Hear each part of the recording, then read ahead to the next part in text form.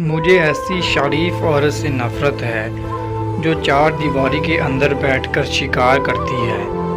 بظاہر کسی شریف آدمی کی بیوی ہوتی ہے مگر شرافت اس کے سامنے شرم سے پانی پانی ہو جاتی ہے۔ اس سے تو ہزار درجہ بہتر وہ عورت ہے جو کوٹھا سجا کر بیٹھی ہے، جو خلم کھلا کہتی ہے کہ میں جسم بیچتی ہوں، جو خلم کھلا ڈاکہ ڈالتی ہے، لوٹتی ہے، دونوں ہاتھوں سے برباد کرتی ہے، مگر یہ نہیں کہتی کہ میں شریف عورت ہوں۔ اپنے ماتھے پر بیشوا کھدوا لیتی ہے کیونکہ وہ بیشوا ہوتی ہے، 7 پردوں میں چھپا کر زہر نہیں دیتی۔ نامحرم کے لیے سجنے سنورنے والی عورت بکاری کے کشکول کی طرح ہے جو دوسروں کی نظروں کا محتاج ہوتا ہے۔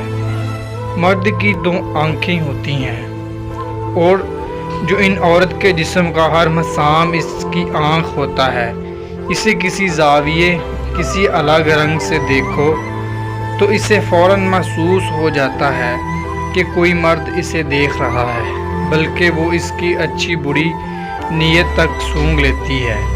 اس کی یہ حس بڑی تیکھی اور اتھری ہوتی ہے۔ عورت کو ڈر ہر مرد سے لگتا ہے سوائے اس کے جو اسے پسند آ جائے، پھر چاہے وہ شرابی کیوں نہ ہو۔